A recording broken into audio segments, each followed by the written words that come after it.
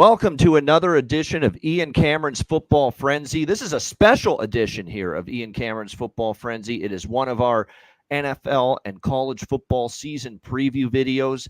This one is a college football season preview video. And in this video, we're going to take a look at Conference USA heading into the 2024 season. I know it's not the most glamorous conference. People say them and the MAC are neck and neck for the worst, weakest conference in college football, Division I. But nevertheless, there's going to be point spreads. There's going to be totals. There's going to be money lines. There's a betting market for Conference USA preseason. And we're going to break down these teams here on this edition of Ian Cameron's Football Frenzy. And to help us out, first-time guest joining us here, Ryan Humphreys, former Sam Houston State Bearcat football player, now working in some media circles post his playing career, and with us here for the first time on the Football Frenzy. Ryan, glad you could join us. How are you? I'm great, Ian. Thank you for the invite. Obviously, I'm never going to turn down the opportunity to talk football, and especially not the opportunity to talk Bearcat football.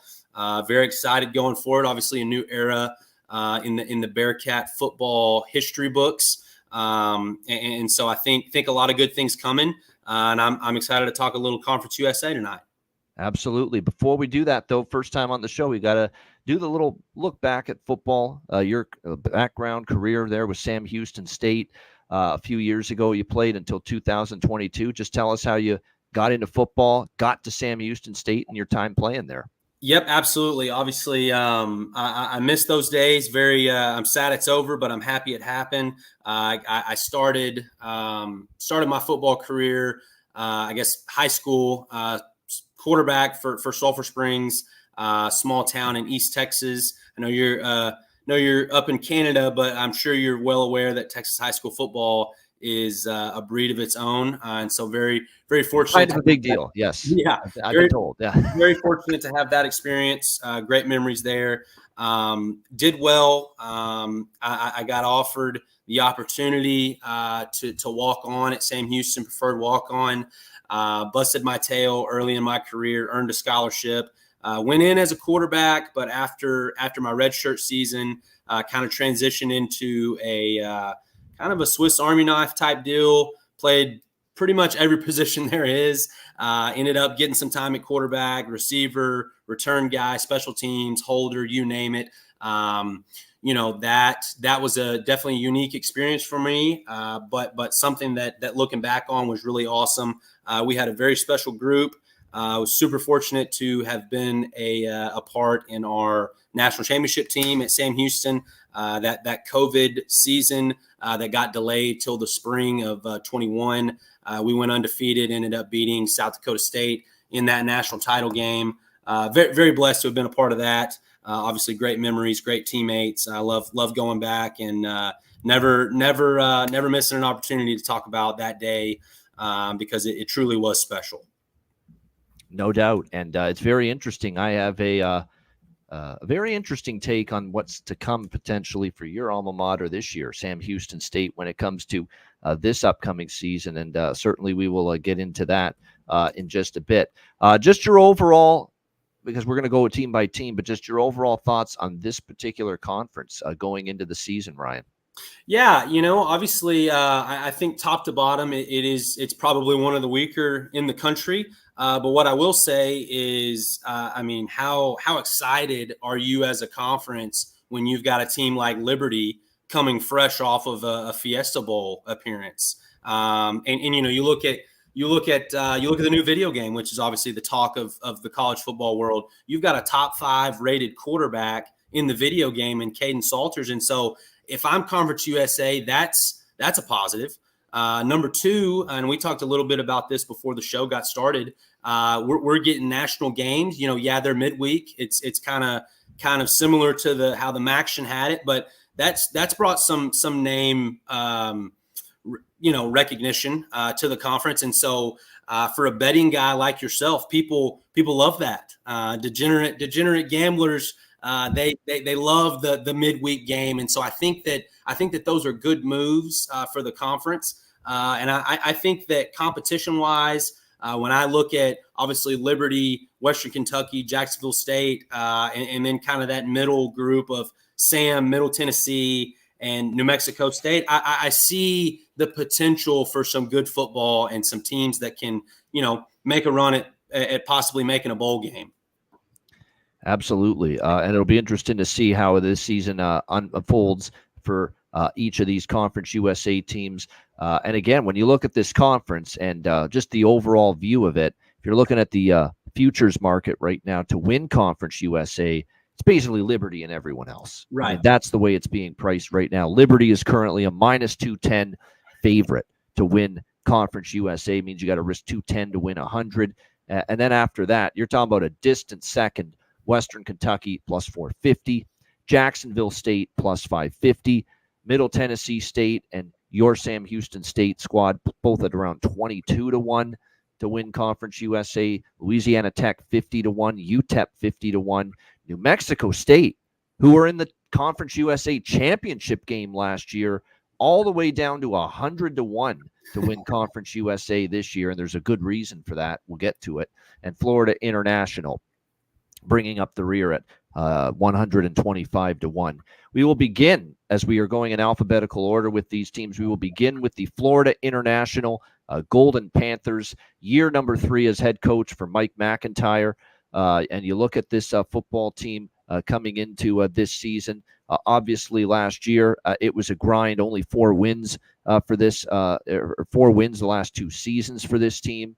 The schedule is definitely challenging. There's no question. I think the one thing, though, about FIU is that I truly believe they've got a good head coach. And, Ryan, I value head coaching. I mean, I find there's teams that their talent sometimes doesn't match what other teams have, but if they're well coached, they're well prepared, they're going to have a chance every single week. And I think that way of Mike McIntyre. Mike McIntyre took over a fucking dumpster fire here.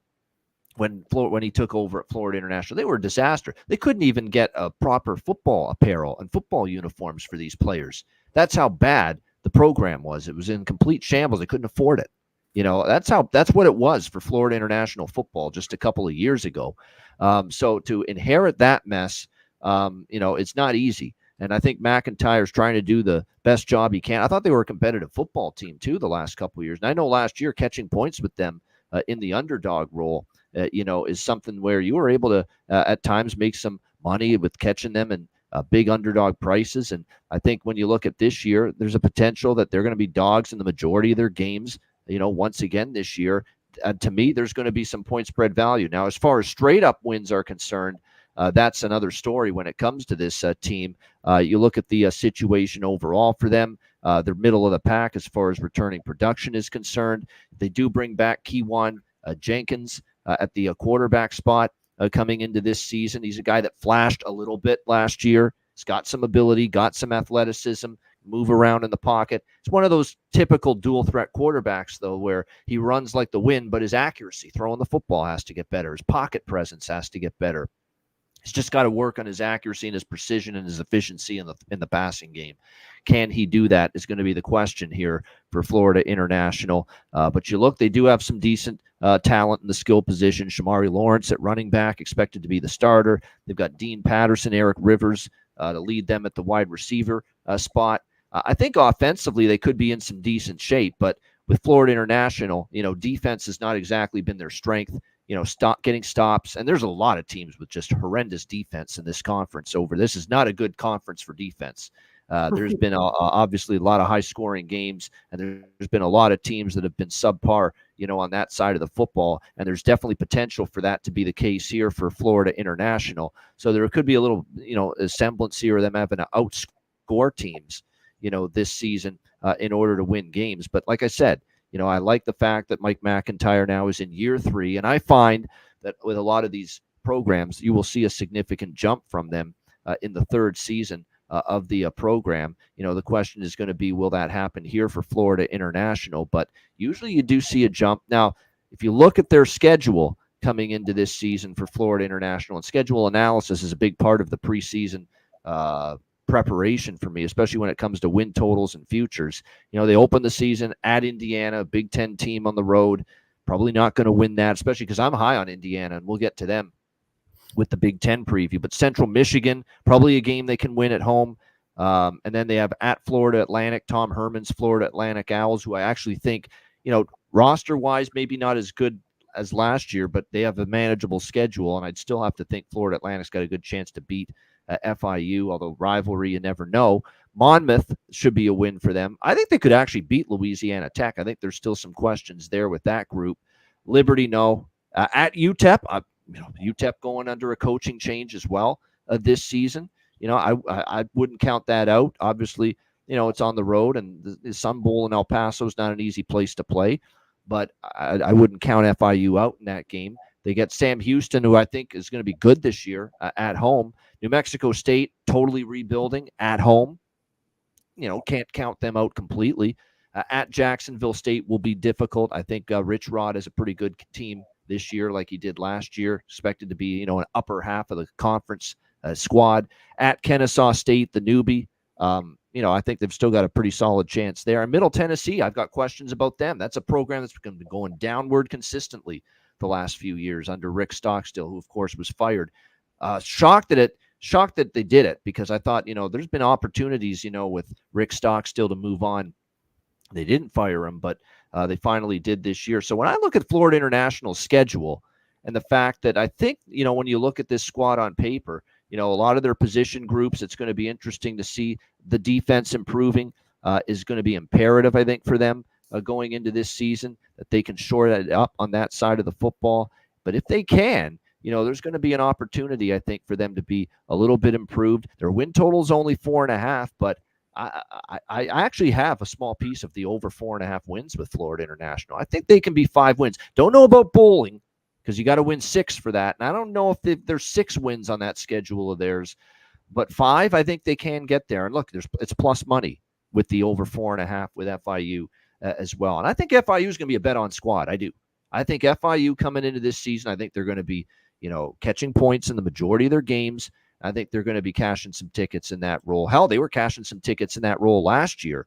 And now you're in year 3 of Mike McIntyre, so the stability and the continuity should be greater. I think, again, their offense should be able to score points. I like a lot of things with that offense going into the year. The question is, will that Florida International defense improve? It's going to have to. And obviously that is still the big-time question mark here when it comes to the Golden Panthers coming into the season. That being said, give me a good coach and a coach that I think is capable. And we've seen McIntyre at other what he did at San Jose State and other places, the success he's had. I think Florida International is one of those bottom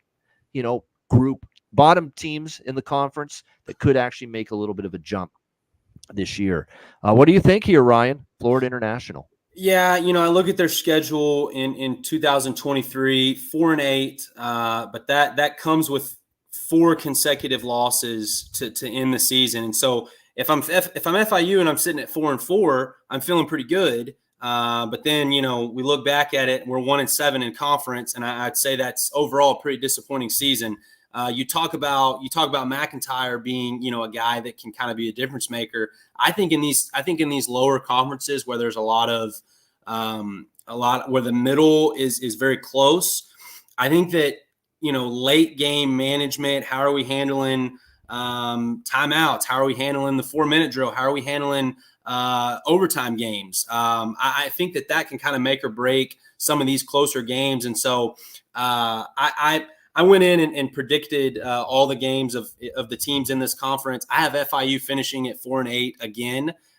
Don't see them as a team that's going to go bowling this year, but I think it can be a better 4-8. I know they went 4-8 last year, but I think a improved 4-8. One win on the schedule last year that is very impressive to me. Obviously, you went in and beat North Texas. I think that's a big win for an FIU program, and so just it's there.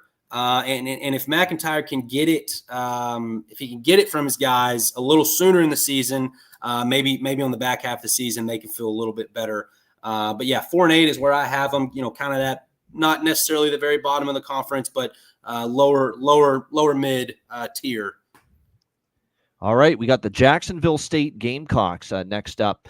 Of course, Rich Rodriguez going into his 3rd season with this program. It'll be interesting to see if he can continue to build on what he's been able to do here with the Jacksonville State Gamecocks, a team that, last year, it'll be Logan Smothers, was part of the quarterback situation here. It looks like he's probably going to be, the long-term answer for him, for them here this year, as far as the quarterback spot is concerned. Logan Smothers taking it over. They've got P.J. Wells, Samario Rudolph leading them at wide receiver. Offense when it comes to this season, it was a very good offensive team. Now, throwing the football was a bit of a concern, but, you're going to get that up-tempo, run-oriented spread that you're used to seeing from Jacksonville State. You're going to see that again here this season with the Gamecocks. Definitely, I think when you look at this group, the offensive side of the football was good to them last year. The defensive side of the football, this is a recording. Feels like I say this with a lot of these teams in this conference, was a little more hit or miss. But this actually was one of the, I guess, for this conference, a defense that was actually a little bit better than many of the others here in Conference USA. So can they keep that trajectory? That remains to be seen. If you look at their non-conference schedule this year, Coastal Carolina, they'll open the season with them. At Louisville will be tough. At Eastern Michigan, certainly a game they should win. Southern Miss is a game they should win. At Kennesaw State, they should win. They've got New Mexico State, Middle Tennessee at home. They do have to play Liberty on the road, and they do have to play Western Kentucky on the road. Okay, so two of the better teams in Conference USA, and they're both road games for this Jacksonville State Gamecocks team. This is a team I was pretty neutral on in my preseason observations. You look at their future price, not really interested. Really, I'm not really interested in many teams because I think it's probably, unless Liberty completely just has a ton of injuries, it's hard to envision them not winning this conference. They're still just leaps and bounds better than the rest of them. But from a win total perspective, for this Jacksonville State team, you look at the win total number coming into this upcoming season, and Jacksonville State currently lined around 7.5, minus 140. I'd lean over, but I don't love it. I could see 7-5, 8-4 being a pretty accurate representation of Jacksonville State, especially when you factor in that I think highly of Western Kentucky. I think there's also some middle tier teams in this conference. They're going to move up to the upper tier and maybe even be a dark horse contender in Conference USA this year. But no, it still should be a pretty solid program, but I haven't bet their win total as of yet either way. Ryan, what do you think here, and what's your forecast here for Jacksonville State? Yeah, Jacksonville State, fantastic first bowl eligible season. To end that at 9-4 with a bowl win, I think is a slam dunk for the Gamecocks. Going into this year, I don't quite see a 9-win season in the forecast. I think a little tougher schedule. I have them at 7-5. I could see 8-4, which I guess is perfect for the 7.5 over under win total. I do want to give a shout out to an offseason hire of theirs. They went and got Sam Houston strength and conditioning coach Parker Whiteman. I credit Parker Whiteman a humongous amount to our national championship victory. What he brought to the table and what he was able to do with what we had was truly amazing. That guy, if Jacksonville State buys into him like we did when he was there, then I expect them to have a fantastic summer and possibly start this season really hot. Clay Webb, offensive lineman for Jacksonville State, one of the top players in college football. He's the only Conference USA player in the 90s in the new video game. I think that was very interesting. And so, yeah, I think you return some guys from a bowl win in the prior season. I think if you told me that Jacksonville State gets to the Conference USA title game, I wouldn't disagree very hard. I think they can definitely do it. But yeah, I think 7 wins, 8 wins is about right for this team. Yeah, it's going to be interesting because they're only 100th in the country in returning production. Okay, that is definitely something you want to look at. And that, especially in the trenches, from what I'm seeing, they might be not nearly as good as they were. Very good. I remember that offensive line last year, just overpowering teams and just them running the football down their throat and just winding down the clock and just gaining first downs and just really imposing their will along the line of scrimmage. Will they be able to do that this year at just as well is going to end up being, I think, one of the big questions here about this Jacksonville State team going into the season. All right, Kennesaw State Owls. This is your new entry from from obviously the FCS ranks, graduating, if you will, to the FBS ranks in their first season here in Conference USA. So it should be very interesting to see what we get from them. Davis Bryson expected to be their starting quarterback entering the upcoming college football season for them. I think one of the things, too, about Kennesaw State is, they have a head coach that's been there a long time, Brian Bohannon, going to be the head coach for his 10th season here. It'll be interesting to see how he fares at Kennesaw State. How does the program do in their first year in Conference USA? It is worth noting, Sam Houston State recently made the jump. Jacksonville State in this very conference made the jump. And Jacksonville State in particular, they were competitive and they were very good right away. So you never count out, a team like Kennesaw State being able to be maybe a little more competitive year one than you would think for one of these teams moving on up as far as to Conference USA from the FCS ranks. But it'll be interesting to see what we get here with Kennesaw State this year.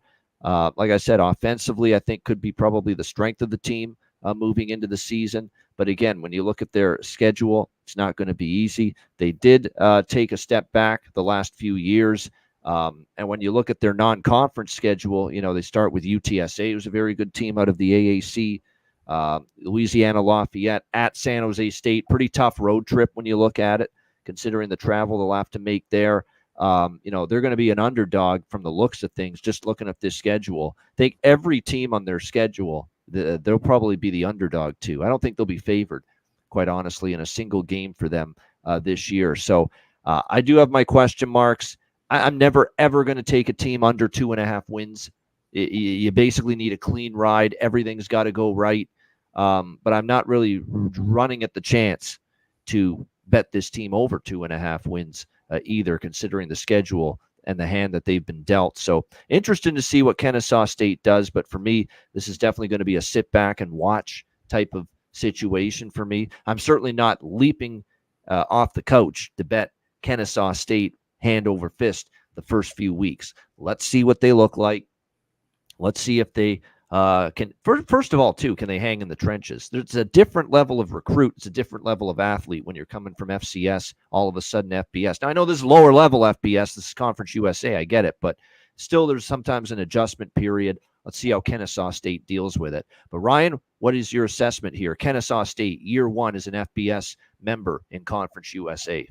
2.5. You said 2.5 was the over/under for Kennesaw. I just don't see 3 wins on this schedule. I think they beat UT Martin, FCS school, maybe knock off another team in Conference USA. Just maybe a midweek weird travel situation, but I just don't see 3 wins on this schedule. If you look at last year's, this is not the Kennesaw State team that had some playoff runs couple years back in the FCS. 3-6 on a really, really weak, watered down schedule last season. And so I just think there's going to be a lot of growing pains this year, and that's part of it. There's definitely there's going to be some bumps in the road. I think that Kennesaw can get there. They're in a good spot of the country as far as recruiting geography goes. So I think that if they can get some guys to buy in and stay with the program. The problem with a team like this, and even a conference like Conference USA, it's hard with the transfer portal to retain guys. Because if I'm a stud at Kennesaw, I know we're not even bowl eligible for 2 years.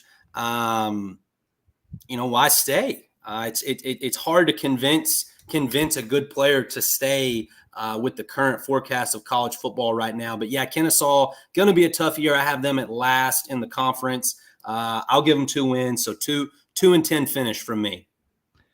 Yeah, and I know there's a few good college football handicappers, bettors that I talk to, and a lot of them have, and I have them in my bottom, I think 2 or 3 teams in the entire country in FBS, and a lot of people have them right around there. A lot of people have them actually dead last too, so that remains to be seen. But like I said, it's going to be, I think, more likely a tough first season than a Jacksonville State, for instance, type first season here in Conference USA. All right, next up, the defending Conference USA champions, Liberty, Liberty, Liberty, Liberty, the Liberty Flames, coming off just an incredible undefeated season. Well, undefeated till they got rolled against Oregon, obviously in the Fiesta Bowl, but we figured they were stepping up in class there in that game. Would be a little bit difficult for them to handle that. But you look at this team here. I mean, they're at the point now where Jamie Chadwell is just such a phenomenal head coach. I mean, we saw what he did at Coastal Carolina. We all did. Just an incredible job there. That program was just so good for his time there. Now, he did have also Grayson McCall, very good quarterback there. Don't get me wrong. And things were set up well, but he's just such a great, not just a great head coach, a great offensive mind. The play calling is great. He changes, mixes things up. He'll balance the pass and the run. And I think that's the thing that's a breath of fresh air about a Jamie Chadwell offense. He does commit to running the football. The run game is still a big part of what he does, and we have seen that here with Liberty over the years, which is good to see. But no, there's definitely still lots to like here about the Liberty Flames coming into this upcoming season. And you look at what they bring back. You look at the fact that last year, they were probably the best group of 5 team in college football. 13-1 team, 14 starters back. Caden Salter, who is now a very experienced, probably one of the more experienced group of 5 quarterbacks coming into this upcoming season. An offense that was just very dynamic, very balanced, could run, could throw. Same thing with Salter, good athlete, but also improved as a passer as the season went on. They averaged just shy of 40 points per game last year. I mean, it was just such a tremendous offense last season. I think when you look at it, the run game's great, but I think they're going to open up the passing game a little bit because they've got receivers now, and that's definitely something I believe that should help this Liberty Flames team. Their strength of schedule is a complete and utter joke. I mean, it's just so easy. I've got it ranked right now, I think, as one of and maybe the easiest schedule coming into this season in college football, and that's certainly going to benefit them. I mean, look at this. I mean, they got Campbell at home. They've got a rebuilding New Mexico State team on the road, UTEP at home. The East Carolina game will be a test because I think East Carolina could be not just better, but maybe a lot better this year. But still a game I think they're capable of winning, with it being in Lynchburg, Virginia at home. At App State, going to be a game that I think challenges them a little bit too, but I still think they got a good chance to win that one.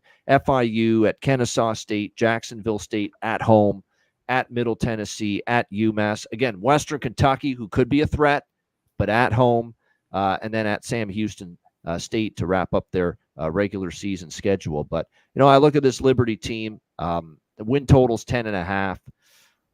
I do have a small over bet. I mean, I don't often love betting over 10.5 and asking a team to be 11-1 in order to cash a ticket. But I just see this Liberty Flames team as a very, very good football team, again, combined with one of and maybe the single easiest schedule of the season as well in college football. So I do have a small over 10.5. They should win this conference once again and repeat, but obviously I'm not going to lay minus 210 on them to win the conference. Ryan, Liberty Flames looking to go back-to-back in Conference USA. Yeah, I don't know how you couldn't, aside from a betting perspective, you got to pick Liberty to win this conference this year. Minus 210 is not great for the money. That's not really a fun bet to make. But I just, with the returning experience, when you've got a guy like Salter at quarterback and you've got Quentin Cooley at running back, paired with, like you said, one of the easier schedules in the entire country, I just don't see a scenario where they don't win the conference this year. I have them slipping up against App State on the road just because I didn't want to, have them at 12-0. But I'll go 11-1 for the Liberty Flames. I just think that they are right this second financially. They are in such a different category than the other teams in Conference USA. You just look at Liberty's. I saw a ranking the other day. It was talking about Liberty's endowment to their school, and it was so much more than the next team in Conference USA. And so their resources right now, and which gives them the recruiting capabilities that teams in Conference USA don't have right now. And so I think for the time being, Liberty is going to run this conference. I agree. Now, look, their offensive line loses a couple of guards. That's going to be, but then again, I think they've restocked the cupboard nicely at that position.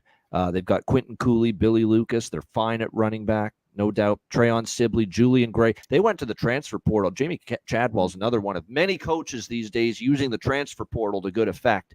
And he's doing that right now. They brought in some nice receivers in the transfer portal. The defense was the weaker area for them last year. They did have games where they did give up points throughout the course of the season, but they really went transfer portal heavy to shore up, beef up the defense this year. It was a younger group last year on that side of the football, but they bring in a couple of good transfers. I think Taylor Jackson at linebacker out of ECU is a great addition to this football team. So that defense should be better.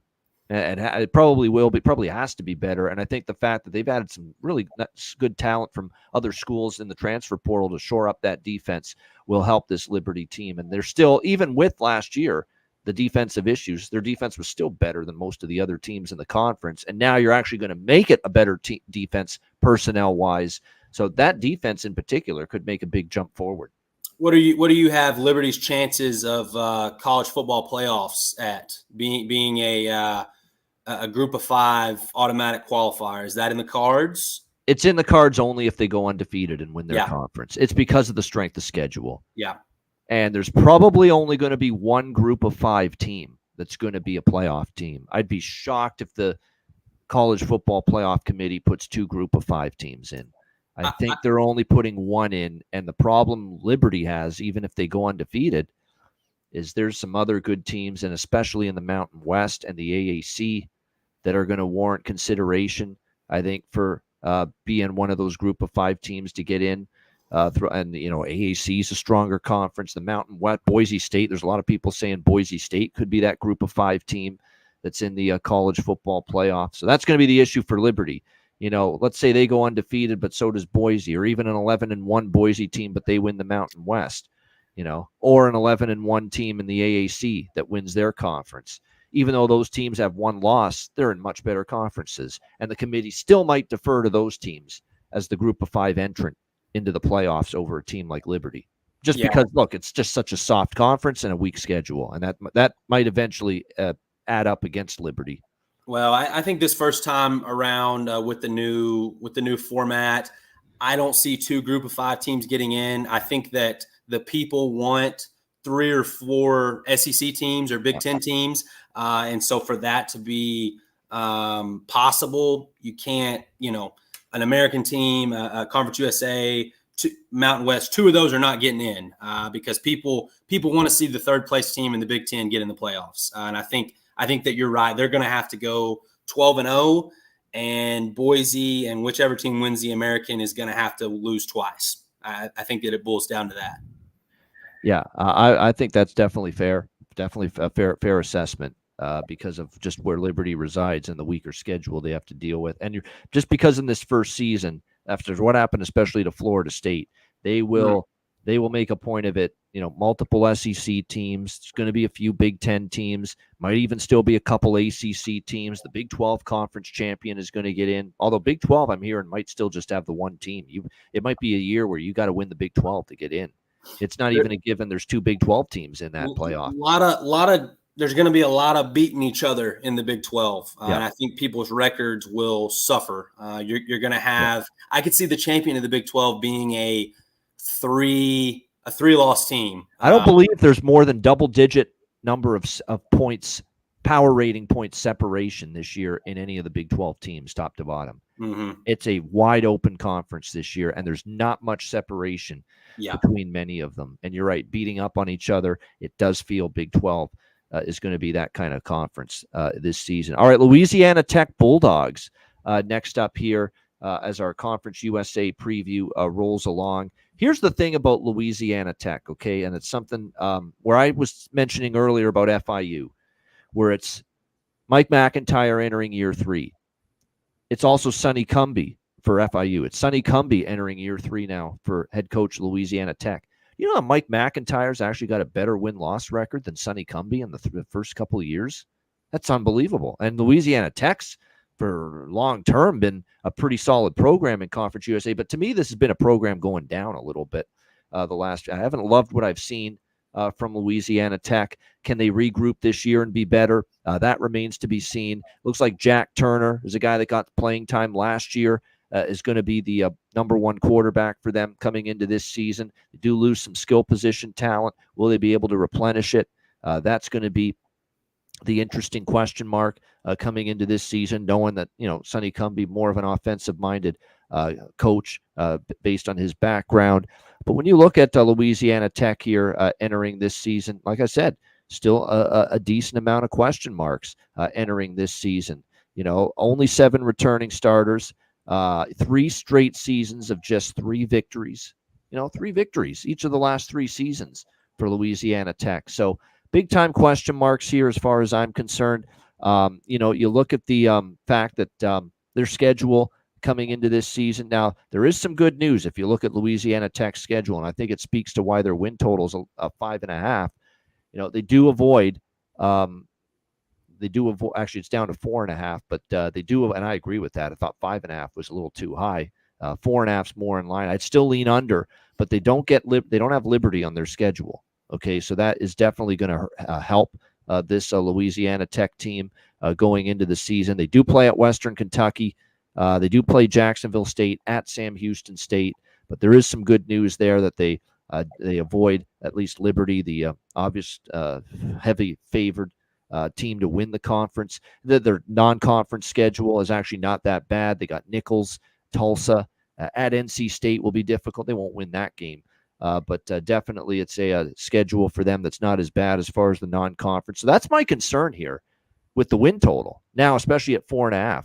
There's still potentially maybe 5 wins, but I'm not very high on this team, and I don't like what I've seen as far as the trajectory of this team is concerned. And we are still talking, even with a schedule that's not as bad as some other teams have here in Conference USA, Ryan, this is still a 3-9, 3-9, 3-9 Louisiana Tech football team each of the last 3 seasons. And now you're asking them to win 5 games minimum if you're going to go over that win total. I can't do it.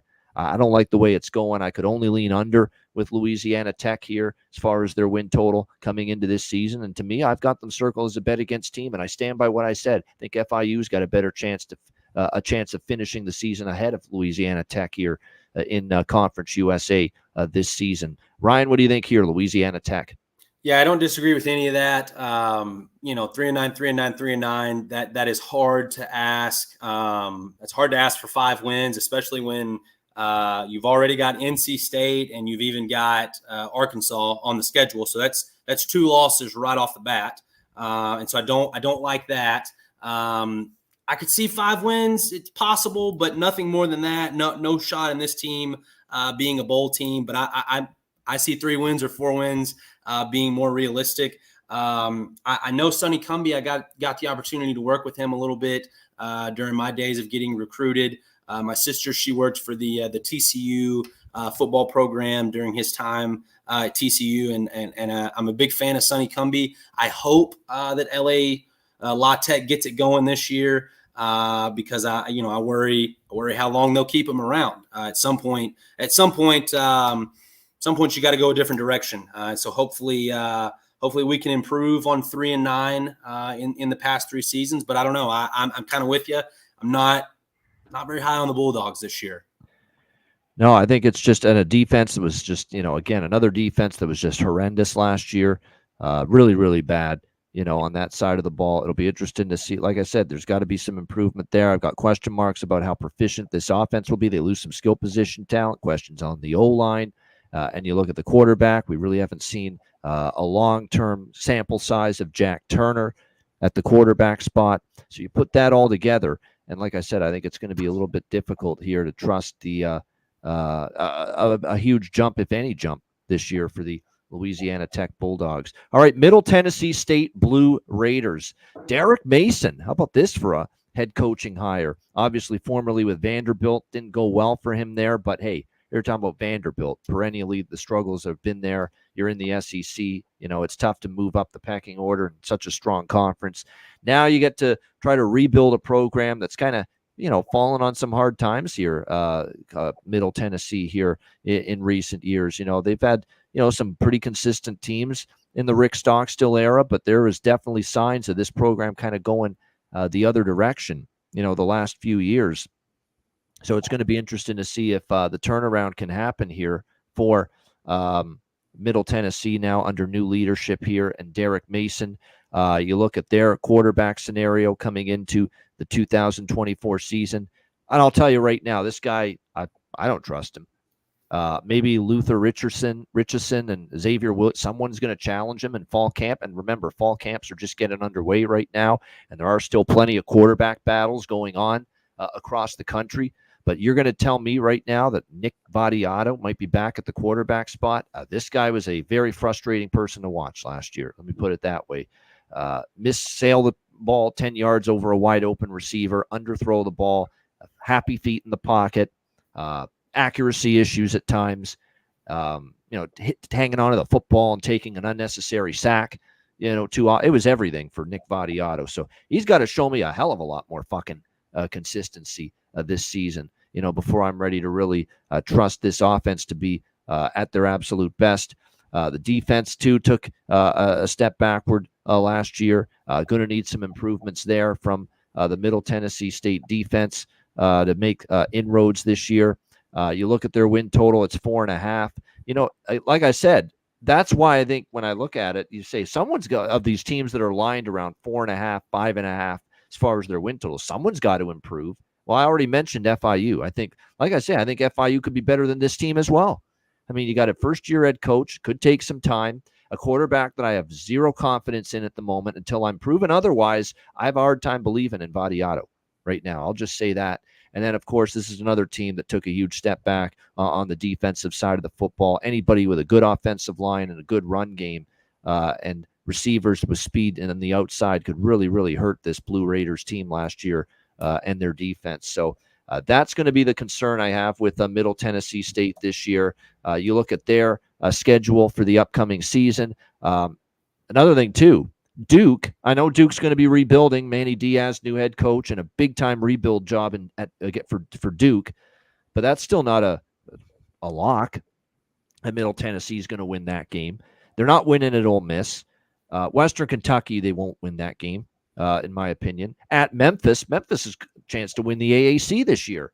The Memphis, and I don't love their coach, Memphis, and I'm still saying that that Memphis could win the AAC. So they're not winning at Memphis, Middle Tennessee. That's a very difficult non-con schedule for them. Then they get into conference play. They do have Liberty on their schedule. They're at FIU, an improved FIU team, in my opinion.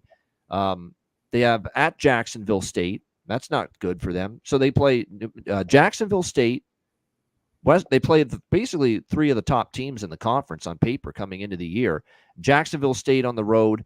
Yes, Western Kentucky at home, but they're not beating them, and they're not beating Liberty, even though they got Liberty at home. And they play an improved FIU team, but on the road. So to me, it's under or pass for me with the win total. I think it's potentially once again 4-8 or worse for the Middle Tennessee State Blue Raiders. What do you think here with MTSU, Ryan? Yeah, I look at this as a tough schedule. Ole Miss is a loss. I think Duke is a loss. I think Memphis is a loss. I think Jacksonville State is a loss. I think Liberty's a loss. So those are ones that I feel very confident in saying. And so, for them to get to 5 wins, they're going to have to almost go perfect elsewhere. And so definitely some concerns in the quarterback room. And so I don't have a lot of faith in Middle Tennessee this year. For them to have the same odds as a Sam Houston at I think 2,200 plus 2,200 is what you said earlier. Call me crazy, but I think Sam is way better value than Middle Tennessee with those odds. And so not a lot of faith in the Blue Raiders this year coming from me. I could see it maybe 4 wins, maybe, but I don't feel great about asking for 5. All right, there we go. We're in agreement there. I'm not buying Middle Tennessee State at the moment for 2024. And like I said, I saw a lot of Vattiato last year because I watched Group of 5 just as much as the power conferences. There's a lot of bad from that guy, and he's going to have to improve quite a bit this year. And this feels like Grant Wells all over again. We kept waiting for Grant Wells, the guy that was at Marshall, then at Virginia Tech, and we kept waiting for that guy to get better, and he never did. In fact, he got worse. and kind of JT Daniels, a little bit of the same thing too. When you start your career at Georgia and then you go to USC and then you go to West Virginia and then you go to Rice, the writing's on the wall. You're getting worse and you're going to a worse program every year. Figure it out. Figure it the fuck out. You just, it's just your career's going downhill, my friend, when that's happening. All right, New Mexico State Aggies. Next up, this was a team I loved last year. Bet on them most weeks, cash tickets most weeks, an ATS darling. What a season put together, obviously, by this New Mexico State Aggies program, a program that was in shambles, but it was resurrected. And even 2 years ago, they were very good. They got to a bowl game for the first time in a long time and won the bowl game. And then last year, a tremendous season, the huge upset against Auburn in a huge late season non-conference shocker on the road against the Tigers. Get to the Conference USA Championship game and give obviously a powerhouse Liberty team a very tough game. Even though they lost, they fell short. They gave Liberty a tough battle in the Conference USA Championship game. But as far as returning production and losses from last year, they lose a ton. And I mean a ton. And that's going to be the obvious concern. They lose Diego Pavia, who is just an outstanding dual threat quarterback for them. Now at Vanderbilt, by the way, coming into this season. They lose, obviously, Jerry Kill, their head coach, who has moved on in the offseason. So there's all kinds of concerns. That's just your quarterback and your coach. By the way, there's a lot of other concerns. They're gutted in the trenches. The O-line lost key starters and key pieces. The defensive line lost key pieces. A little bit of a rebuilt, retooled linebacking core and secondary as well for New Mexico State. So there's just all kinds of personnel turnover from a team that was just outstanding. You're bringing in a brand new head coach here in Tony Sanchez, former head coach at UNLV a few years ago.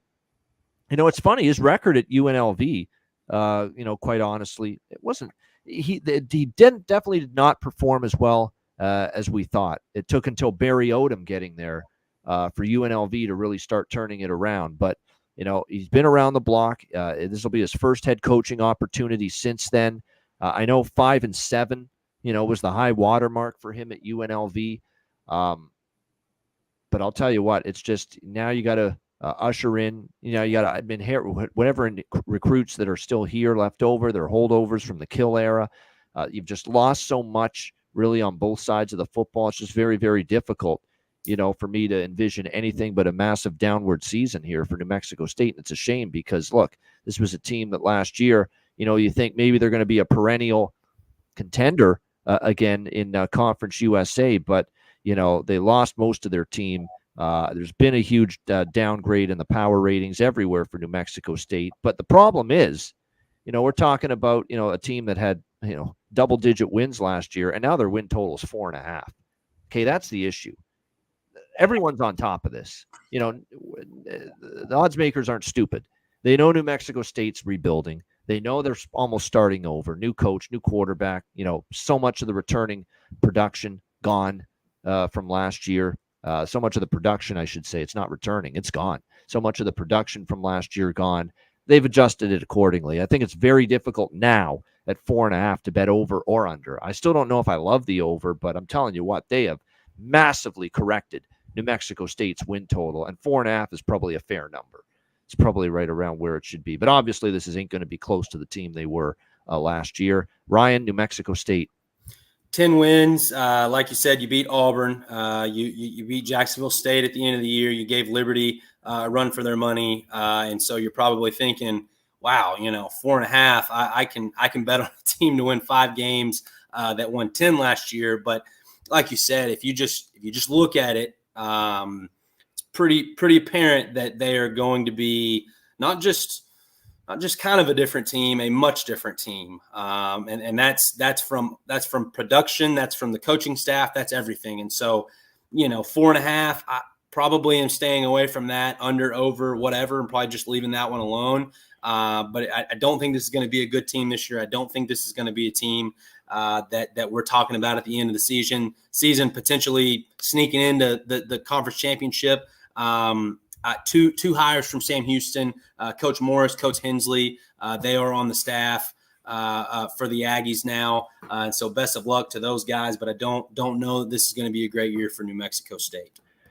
Their O-line's actually not in as bad of a shape, or their running back core, but the quarterback drop off. Look, and this is I wish him well, Santino Marucci, who's going to be the new number 1 quarterback. But Diego Pavia is a special talent. He was outstanding for them, and that's a big drop off. And again, this is not quarterback a great quarterback like that you're losing at Alabama, and you can reload. It's not always easy. So Diego Pavia was a special talent for a group of 5 quarterbacks. That's why he's in the SEC now at Vanderbilt, because they saw what he's capable of. So again, New Mexico State, it'll be an interesting season ahead for them. All right. I know this is the part of the show, the show and the video that Ryan's been waiting for. His beloved alma mater, Sam Houston State Bearcats, and the one and only Casey Keeler is the head coach, who's been there for a very long time. How about an 88-36 record there with the Sam Houston State Bearcats? Here's where I'll start with Sam Houston State. I watched this team for about the first month of the season. For some reason, I ended up watching this team a lot. I was curious. Watched them in the first month. So this is one of the worst offenses I've seen in college football in my lifetime. Seriously, the early part of the year. I mean, it was terrible. I mean, you could barely get a fucking first down, in so many of their games early in the season. Shoemaker, I was thinking at times the quarterback there, he should be a shoemaker instead of a football player, quite honestly. I mean, it was tough. I mean, that offense, it just wasn't working. But goodness me, that defense, it did everything in their power to give them a chance in those games early on in the season. And then all of a sudden, we get to like mid-October, late October, and it's like everything flipped all of a sudden. The offense started to put up points, started to move the football, make things happen. And actually the defense that was so good early in the season kind of faltered a little bit. But all of a sudden, it was the offense that was improving quite a bit, and the defense that was kind of falling backward a little bit. But nevertheless, the fact that the offense was at least able to get something going, last season down the stretch made them, a lot more competitive. And I still thought, as far as the way this team started the season, just horrendously in September, and the way they finished that season probably goes to, and I'm sure he's a guy that Ryan knows very well, obviously, as former head coach Casey Keeler. It felt like it was a product of coaching, right? If you got a good coach, they're going to get better. The team will be better in October than September. The team will be better in November than October, et cetera, et cetera. You're going to see incremental improvement, and that's exactly what we saw, I think, last season from Sam Houston State. There's no question. They project Jace Bauer, a guy that played a lot of last year, to be the quarterback. They also have the Memphis transfer, USF transfer still there, and Grant Gunnell as well, in case Bauer falters or gets hurt. You got John Gentry leading the running back core. Noah Smith, Malik Phillips, capable, in my opinion, at the wide receiver spot.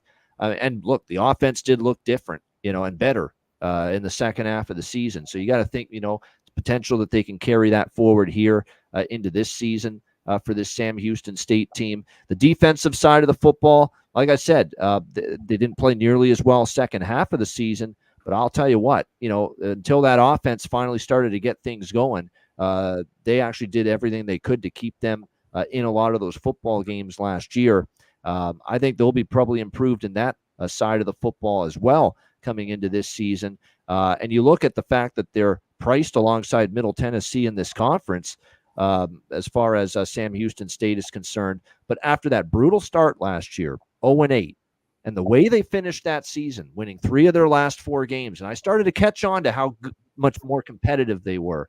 And they were getting points as an underdog. You were taking plus points with Sam Houston every week, and you were cashing your ticket. They became an ATS darling for me down the stretch last year, Ryan. They really did. Like, they're getting these big points. They weren't winning every week, but they were just hanging around in a lot of these games. And because of the fact that, the season started so horrifically for them last year, and we already saw just so much improvement, especially from the offense as the season went along, and they turned a horrific 0-8 start, into that eventual 3-9 finish last year. But you look at them down the stretch there, they lost, tough games last year, but they ended up starting to win some of those games. They beat Louisiana Tech on the road last year in November. They lost a close one, 37-34 to UTEP, but they were right in that game. They lost a heartbreaker in overtime against Florida International in a close one.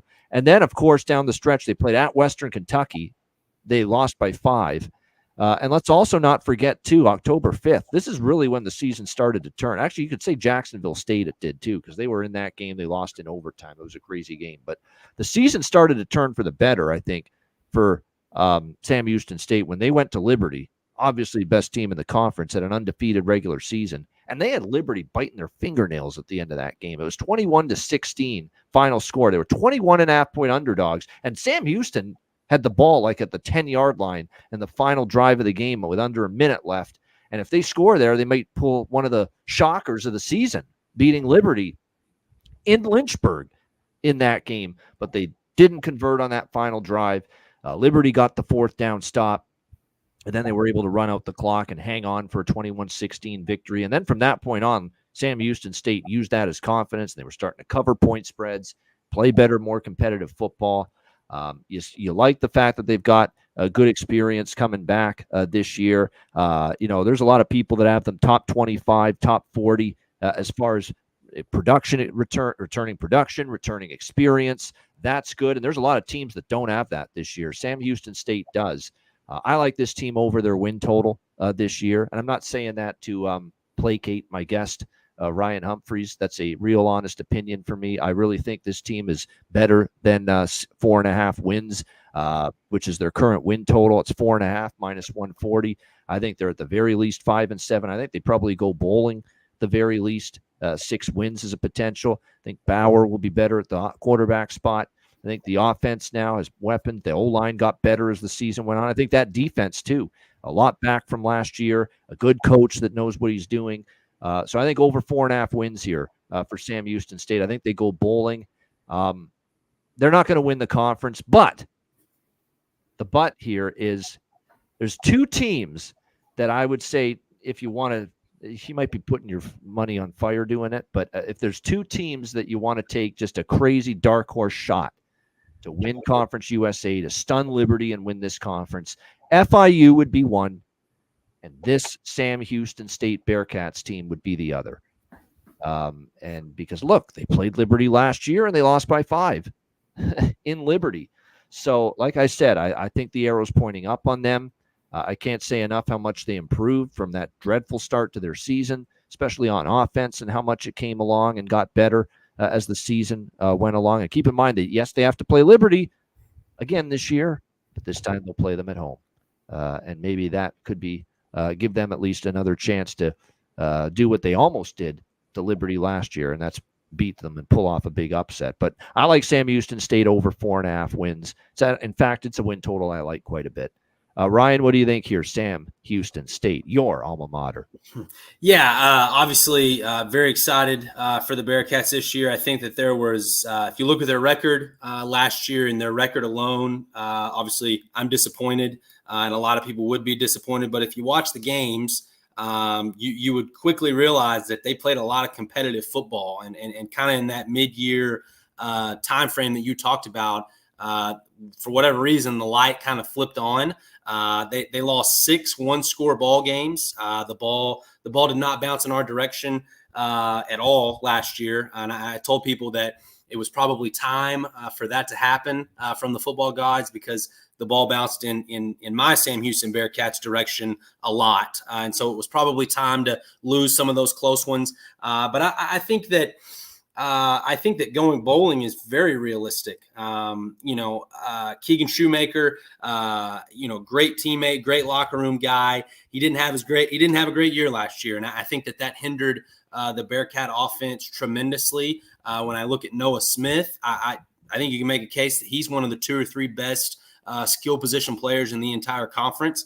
I think that Ife Adey is not getting the publicity that he probably deserves. At the FCS level, Ife Adey is one of the most electric players in the entire country. Caught the game-winning national championship touchdown against South Dakota State. He's coming off of an injury. Word is that he is A-OK. There's not a faster individual than Ife Adey in this conference. I'd almost guarantee it. Another name that I'm hearing really great things about on the offensive side of the ball is Quavez Humphreys. And I'm not just saying that because of the last name, it's spelled differently, but a JUCO transfer, hearing that he talent-wise is as good or better than even Noah Smith or Ife Day. And so there's definitely weapons on this offense. John Gentry, good player. On the defensive side of the ball, I expect a ton from Kavian Gaither, KG. I expect a ton from Isaiah Nixon, two really a great linebacker duo in this conference. And look, I'm not going to sit here and say that I think Sam Houston is going to win this conference, but I am going to say that there's not a better way to spend $100 on a future than Sam Houston plus 2,200. I think that's a fun bet. I think that it's a bet that we get to the end of the season and we're looking at the Jacksonville State game and the Liberty game, and we're going, okay, if Sam wins one of these games, they get into the conference title game. I think that's definitely a very real possibility. Obviously, I think Western Kentucky is going to be a big player in this conference, but I do not think you should sleep on the Bearcats. I think that 6 wins. I think 6 wins is going to happen. I think 7 wins could happen, but I think the Bearcats going to a bowl is a very real possibility this season. We are in agreement there, no question. All right, UTEP miners. Are we going to mining for unit? Get the axe out, like I say. Are we mining for units, mining for profits this year with the UTEP miners? I like who they hired, though, quite honestly. And look, to me, this is a tough team to really peg because they've definitely been in decline the last few years, and that's why Dana Dimmel was not retained as the head coach, and that's why now they bring in Scotty Walden, who's going to take over as head coach here for UTEP. He was previously head coach at Austin Peay for the last 4 seasons. Before that, he was offensive coordinator at Southern Miss, was the OC and head coach at East Texas Baptist before that. So he's got a lot of coaching experience here, Scotty Walden. We'll see if it transfers here to UTEP. I think the thing that stands out here is, what do we know UTEP throughout the last few years with Dana Dimmel? Old school, dinosaur, ancient offense, burn the play clock, run the football a shit ton, not really push the ball vertically down the field. I think UTEP's going to look a lot different stylistically offensively, because this is kind of like a 360-degree turn they're going to make on offense. They're going to try to open things up a little bit more, play with a little more up-tempo. Everybody seems to be playing up-tempo these days in college football. Not everybody, but you know what I mean. A lot of teams do. And I think UTEP is going to kind of change their spots a little bit as to the kind of offense and the kind of team they're going to be. So from a totals perspective, game totals, I mean, week to week, UTEP probably has some value with their overs, because they've been historically one of these lower scoring, possess the football, wind the play clock and game clock down, run the football heavy. It's going to be a different looking offense, I think, this year. The question is, with the scheme change, are they going to have the personnel to execute more of an explosive, up-tempo, aggressive offense? Well, they're going to hope they've got Cade McConnell to do that. He struggled down the stretch last year. He really didn't really look overly impressive. But then again, the guy he replaced, Gavin Hardison, last year, he was a total underachiever at quarterback. We thought a few years ago he was a pretty good quarterback, and he just got worse, it seemed, as his time continued at UTEP. Javon Jackson, running back. Amari White, pretty good playmaker at wide receiver. We'll see if he can have a pretty good year for them. They actually recruited very well. A lot of sites where you go for college football recruiting rankings, Ryan, they were impressed with what UTEP brought in as far as recruits this year. So one of their better recruiting classes in quite some time. Will it show up right away? That remains to be seen. But after FIU, of all these teams that are lined, well, and Sam Houston, obviously, but this is another team where I'd probably lean a little more over than under, just because I like Scotty Walden as a hire. It felt like UTEP kind of bottomed out last year. There's nowhere to go but up. They did recruit well. There are going to be more fun to watch, exciting to watch, because they're actually going to open up the offense and the playbook a little bit this year. So if all from that standpoint, I think, I'll lean over, not bullish on it, but lean over with UTEP, and maybe a team under the radar will be able to cash some tickets with, bet on, and be maybe a winning record. Not so much straight up winning record, but ATS against the spread winning record potentially this year for UTEP. Will you be able to cash some tickets with them this year? I'll say the answer to that is yes. What do you think here, Ryan, UTEP? Yeah, I look at UTEP. I'm not sure over an entire season we can call it a good team, but I think they're going to have some good weeks. And so I think like you're saying, cashing some tickets against the spread. I think that's a great way to put it. If you told me that UTEP upset a Jacksonville State or a Western Kentucky or a Sam or whatever the spreads are in those games, if you told me that happened, I'd believe you, because I think that the Sun Bowl is a tough place to play. I think that's one of the neat stadiums in Conference USA. And B, I just think it's one of those teams that they can get hot on a week to week basis, and knock down a team or two. It's probably a 5-win team, but who those 5 wins are, I think could possibly surprise you.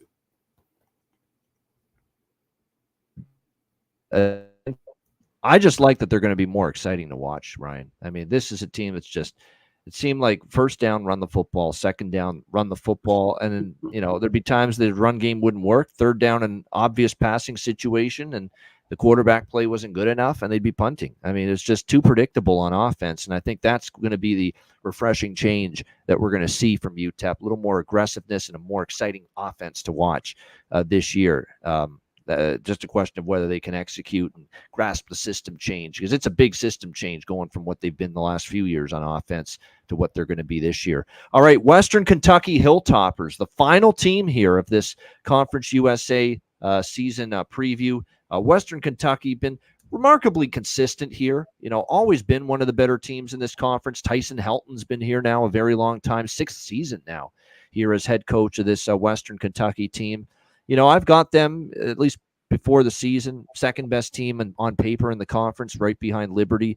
But there is still a decent gap between them and the Liberty Flames. So it'll be interesting to see how they fare here in this one. Very, very interesting as far as at the quarterback spot here. TJ Finley brought in here as the quarterback after being at Texas State last year, and now comes to Western Kentucky. This is one of the more experienced quarterbacks in college football. I mean, 13 games at Texas State last year, and that was a pretty good offense last year as well. That they 24 touchdowns to 8 interceptions. Auburn, before that, he got into 13 games over 2 years. So this is a very experienced quarterback.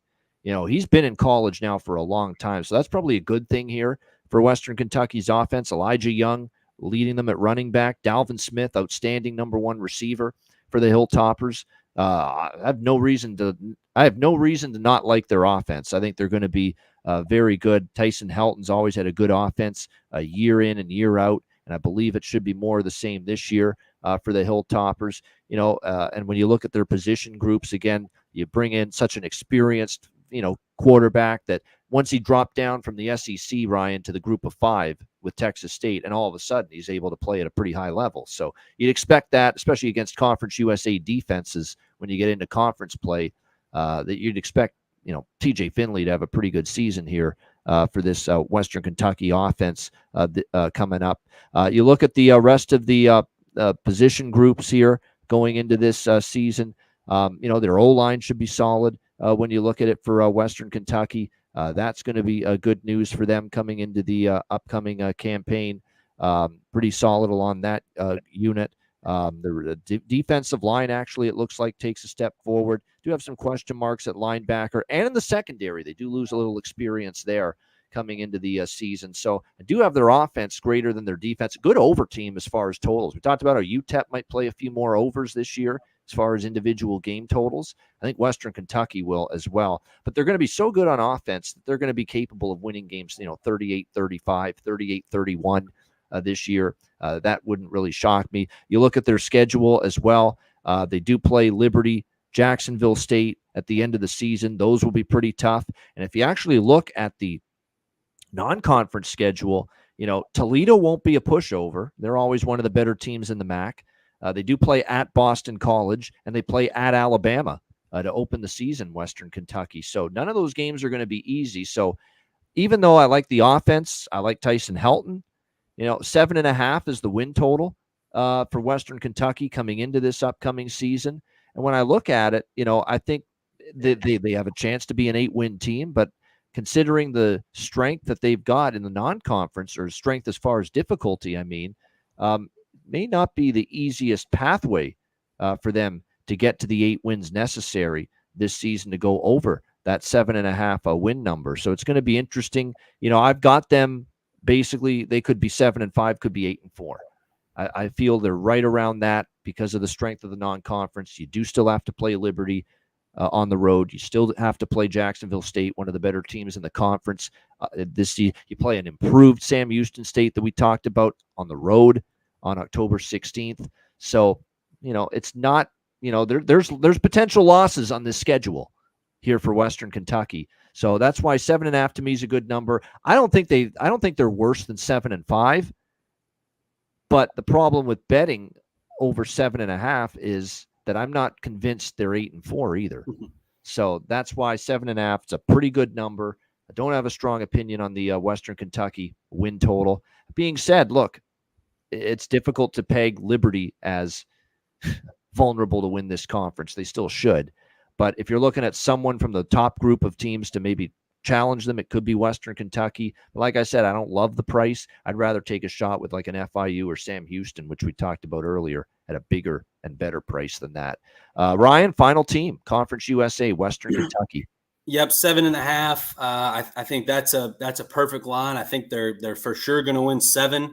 I don't know how I feel about 8. I'm basically just agreeing with you there because I look at the schedule and I think it comes down to how do they play against Toledo, how do they play against Sam Houston. That's probably going to, those two to me, decide whether they're going to be a 7-win team or an 8-win team. TJ Finley from Texas State and Auburn, I think they're going to score a lot of points, and so they're, obviously depending on how their defense does, are they able to just outscore people week to week? Is their defense giving them anything? I think this is a team that can play for the title game. Like you said, big gap between them and Liberty. But I think the offense provides a pretty safe floor. And I think betting the over. I think betting the over would be fine if you want to. But it is close. 7.5 is a good line. All right, there we go. Good stuff with our guest here, Ryan Humphreys, talking Conference USA. And by the way, before you start worrying about what happened to Texas State losing TJ Finley, are they in trouble at quarterback? We'll get to them when we talk Sun Belt. They are not in trouble. They got one of the better transfer portal additions of any group of 5 team at the quarterback spot in Jordan McLeod. So, they're going to be fine at the quarterback. So that's going to be a very good team. We'll get to them more in the Sun Belt. But there is the Conference USA season preview. Best bet to wrap up this show and wrap up this video. I should have mentioned to Ryan before we started to have a best bet ready, but he knows now. But if you had to make a best bet, Ryan, for the Conference USA, it could be futures bet, season win total, anything you like. What are you going with? I have an inkling you might be going homer on this one. Are you? Yeah, I think Sam Houston. I think Sam Houston plus 2,200 to win the conference is the best bet. Wow. Great value there. You might just be lighting $100 on fire, like Ian said. But I think it'll be a fun $100 because I think Sam Houston is going to contend for a spot in the conference title game. Lost to Liberty on essentially the last play of the game last season. And so I think it could be a fun year. But yeah, there's my homer best bet for Conference USA. Have it going a step further and taking them Sam Houston State plus 2,200 as far as winning Conference USA. It's even as high as plus 2,500, 25-1 in some spots. It's funny. You mentioned Sam Houston State, the future being your best bet. My best bet's going to be Sam Houston State, but it's going to be the win total. Perfect. I feel much safer and much better about that. I'm not ready to say they're going to pick off Liberty and win this conference, but I am very confident this team is at least a 5-win football team this year in 2024. And that's all I need to cash this win total. Sam Houston State over 4.5 wins, minus 140. That is going to be my best bet here for the Conference USA season preview show. Tremendous stuff with our guest, Ryan Humphreys. Anything you want to say? Any last words before we wrap it up? No, I appreciate you having me on. Obviously, Conference USA. There's, from the sounds of it, lots of 4.5, 5.5 over under. Some of those have to hit. These teams do play each other, and so It's I think because there's a distinct top 2 or 3 teams: yes, Western, Liberty Western, and Jacksonville State, and then the rest. That's why yes. so many 4.5 type win totals. Yep. Yes, I think you pick a Sam Houston, you pick an FIU, maybe even a UTEP. One of those is gonna certainly hit the over on their win total. But it might be a fun reason to follow Conference USA. Kind of just pick your team for the season. But it's going to be a fun year. Obviously, college football is upon us. It's the best time of the year. Very excited about that. But Ian, thank you for having me on. Anytime. I'm never going to turn down the opportunity to talk sports. Always, and we'll definitely have you back, Ryan, later on in the college football season. Again, we'll be doing the college football version of this show every week during the college football season, breaking down all the weeknight games and all the marquee games on Saturday, each and every week from a betting perspective. We'll have an NFL show, a CFL show, and a college football show every single week, late August and beyond, for the rest of the season, right here on Ian Cameron's Football Frenzy. Thanks to everyone for joining us. Make sure you hit the like button on the way out before this video, before you finish watching this video. For our guest, Ryan Humphreys, I'm Ian Cameron. This has been the Conference USA Season Preview edition of Ian Cameron's Football Frenzy.